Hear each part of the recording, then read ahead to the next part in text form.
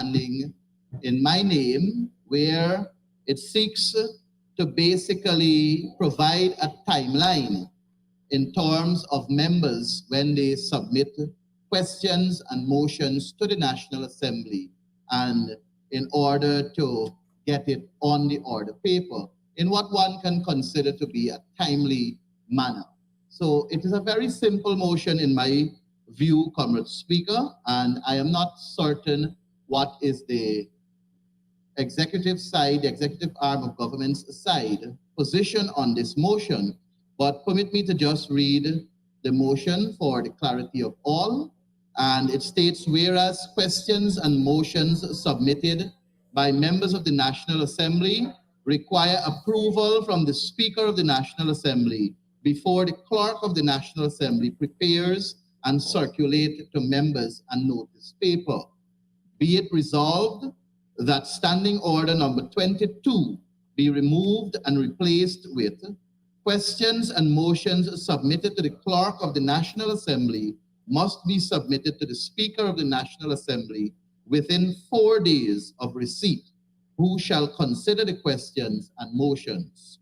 Be it further resolved that Standing Order number 23 be inserted and now reads, if the Speaker is of the opinion that any question of which a member has given notice to the clerk, or which a member has sought permission to ask without notice, is an abuse of the rights of questioning or infringes any of the provisions of this or any other standing order, he or she may within 4 days direct that A, it be printed or asked with such alterations as he or she may direct, or B, that the member concerned be informed that the question is inadmissible.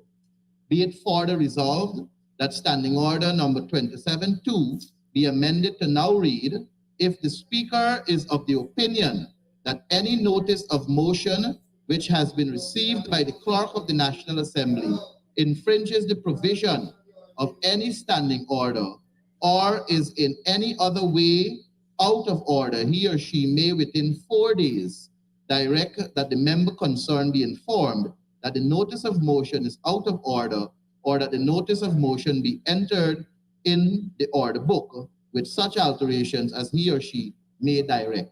Sir, it is a very, very simple motion, and it seeks to amend the standing order, as everyone present here will know, to basically provide a timeline of 4 days for the clerk and 4 days for the speaker to determine on questions and motions so that it can be placed on the order paper in a timely manner and be brought to this National Assembly for consideration. And with that, sir, I so move, and I hope it finds consensus in this Honorable House. Thank you.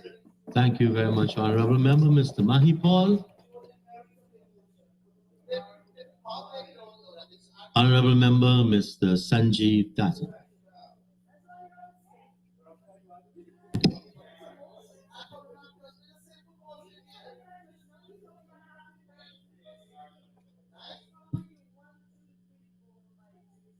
Mr. Speaker,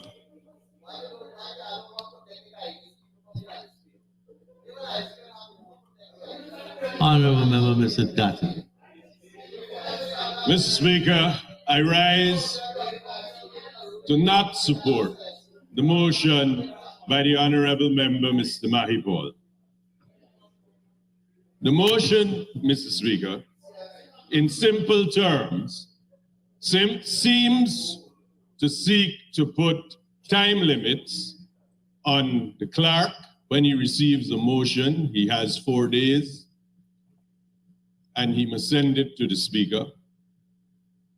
And that the motion seeks to also give the speaker, yourself, 4 days within which to deal with it. The first and obvious query, Mr. Speaker, is why not 5? Or 6? Or 3? Or, Mr. Speaker, this came about when the honorable member was probably sitting on the imaginary SOPs in Congress Place having a cigarette. And by divine intervention, the number 4 came to him. And as a result, he wants to subject the entire nation to his numbers. But we remember the last time that the opposition sought to subject the nation to numbers. They couldn't add to 65. They couldn't divide what is the majority. But they come to the House to tell the Speaker that you should act within 4 days. They tell the clerk that you should act within 4 days. Mr. Speaker, we must understand the role of the Speaker. Erskine May, in his most recent edition, says, and I quote, Mr. Speaker, the role of the Speaker, the primary role of the Speaker is to preside over proceedings in the chambers and committees and the whole House. Also required is to pronounce on motions. Specifically, as this morning, the Speaker can disallow matters that are sub judice. He can disallow matters that he feels, in his own judgment, offends the standing order. Paragraph 4.49 of Erskine May. Now, Mr. Speaker, the role of the Speaker to pronounce on what happens in this Parliament requires deliberate judgment. But yet we have here the honorable member saying when that judgment should be made. It's as if, Mr. Speaker, the honorable member thinks that the clerk and the Speaker of this assembly are simply waiting for frivolous motions which are filed by the honorable member to come to this House and they have nothing else to do. But what about deliberate judgment, Mr. Speaker? How is that to be exercised and made? How is the Speaker to research, to receive advice? How is the clerk to do that? What happens if this is filed the day before Good Friday? What do we mean by 4 days? Do we count weekends? Do we count holidays? Again, Mr. Speaker, the question is, how could one member come and decide, arbitrarily of course, that 4 days is sufficient? How could you decide that the matters in this House must be to the whim and fancy of the honorable member? Mr. Speaker, what astonishes me is that members of the honorable members of the House in the opposition come to this House and apparently speak as if history never existed. They speak in this House about wanting the high ideals and lofty goals of democracy, of transparency. They preach it now. Last year, the Honorable Attorney General passed in 1 year more legislation than was passed in the opposition for 5 years when they were in government. 1 year, the Honorable Attorney General did that. Mr. Speaker, we had the honorable member comes to this House and says that he wants things to move quickly so that there should be time limits. But when in the last government and the last Speaker and motions were filed, no confidence motion was brought, the Speaker in his own deliberation decided it could not be heard until the local government and the budget had been heard. Mr. Speaker, that is the Speaker's prerogative to decide on how to run the House. Recently, Your Honor, in Annette Ferguson litigation, the prorogation of Parliament, Mr. Ramjatan, is a power that exists. So exercise lawful powers. Don't speak of Russians. Don't speak of rigging.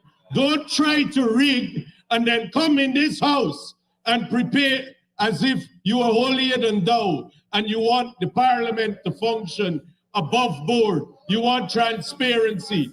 Transparency means that you allow the Speaker and the clerk to do his job. That is what transparency means. Not that you fetter the discretion, tell them how to act, tell them when to act. Because God knows if you could have done that in 2020, where we would have been. Thankfully, you couldn't. He wouldn't allow you. But Mr. Speaker, again, I digress. Mr. Speaker, recently, 8 members of this House and the Honorable Member, Ms. Annette Ferguson, is in whose name the matter is reported. But the Honorable Member, Mr. Mahi Paul, was also a member to that. They were suspended by this House because they tried to interrupt the proceedings. They scrambled the mace. They wanted to stop you, Mr. Speaker, from conducting the proceedings. They wanted to stop the Honorable Member, Minister Mr. Ashney Singh, from speaking. Disrupted the entire Parliament. Mr. Speaker, these are the people who come to this House, honorable members, and say that they want the high and lofty ideals of democracy and transparency. And then they went to court to challenge the suspension by this House. And it was the right of the judge to tell you that she cannot interfere in the proceedings of this House, and that the determination of proceedings in this House is for this House alone. Another case, Mr. Speaker, it is not that the Guyanese people are litigious or we are any more litigious than anywhere else in the world. But we have had unique circumstances, Mr. Speaker, where apparently English language is treated as a foreign language here, where simple constitutional provisions could not be understood for what they mean. And we want to now change because the honorable member does not understand, Mr. Speaker. The standing orders is an entire framework. And in that framework, it provides what each actor must do. And does not understand that every public official must act with due alacrity. And the courts have said repeatedly, reasonableness is the guiding principle. Reasonableness should never, ever be interfered with. The discretion when a decision maker must act must be the discretion of that decision maker. You might not agree with it, but there could be more than one response that are all reasonable, and the decision maker is entitled to do so. Mr. Speaker, so we have a motion that seeks, on the face of it, to remove Standing Order 22 and replace it with questions and motions submitted to the clerk must be submitted to the Speaker of the National Assembly within 4 days. Now, Mr. Speaker, I am well aware the definition of days and the counting of time is provided for in every rule book and every set of rules. But, Mr. Speaker, we must also understand that when we put compulsory orders, we are fettering the discretion of the decision maker. Now,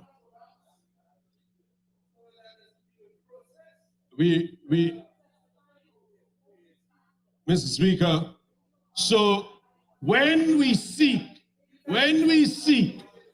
to set timelines that are so aggressive, Mr. Speaker, one cannot help but believe, understand that what is being sought is in fact to dictate to the decision maker by putting the pressure of such aggressive timelines. Now, we all know that deliberate consideration requires not only the decision maker coming to a decision, but the opportunity of the decision maker to receive advice if he wishes, to do research if he wishes, and to come to his own deliberate judgment. The imposition of 4 days is so aggressive that it smacks of dictatorship. It smacks of control. It smacks of removing of the discretion. This is what was happening. Now, Mr. Speaker, again, unbelievably so, the honorable members of the opposition who wanted to direct electoral officials what to do, who wanted to tell public officials what to do. The coercion of what was going on was unbelievable. You would not have thought that in a modern democracy in 2020 that could ever happen. But it happened before the eyes of the world. Even in the courts, it was unmistakable who were the lawyers representing the officials from GCOM who had an apparent attack that they couldn't read English. They couldn't understand maths. All of this, Mr. Speaker, and we have the members of the opposition coming to this House and trying to say that we believe in the lofty ideals of democracy and transparency. Mr. Speaker,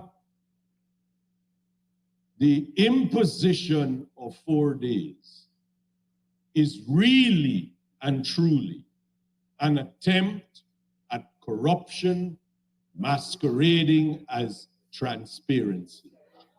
That is what it is. Make no mistake, an aggressive timeline like 4 days is intended to put pressure on the decision maker, is intended to influence and intimidate the decision maker, and should never be countenanced in this House. The Speaker is independent. The Speaker is like a judge, the independent voice in this House. And the Speaker should never be muzzled. The Speaker and the clerk are the only things, Mr. Speaker, 5 years ago that stood between Guyana and the deep blue sea. It must stand always so that the nation must benefit from that. Mr. Speaker, everyone saw the no confidence motion. Everyone saw the attempts to have the vote suspended in the middle of the vote and have the votes retaken. We saw that, but thankfully a timeout was sought. But Mr. Speaker, thankfully, the Speaker stood his ground and he did what procedure and the rules dictated. The rules dictate, Mr. Speaker, that every member must file a motion to the clerk. It provides that the clerk must forward the motion to the speaker. It provides that if the speaker is of the opinion that there are any reason for the motion to be disallowed, or parts of the motion to be disallowed, that he is to so dictate. Mr. Speaker, today, we had an adjudication on a sub judice matter. This is the role and function of the Speaker. And every attempt to infringe upon that independent discretion or to fetter it must be resisted. It is not comparable, Mr. Speaker, to legislation that refer to judges and give 3 months and 6 months timeline. Those are not aggressive timelines. Those are not aggressive that you will say within 4 days. Within 4 days, Mr. Speaker, what about the other functions that the Speaker performs? What about the other duties of the clerk? Mr. Speaker, this motion is respectfully not worth the paper it is written on. It is a masquerade where the honorable member himself has decided for an entire nation that 4 days is enough. Mr. Speaker, the honorable member has not ventured to us a reason why 4 days was so appropriate.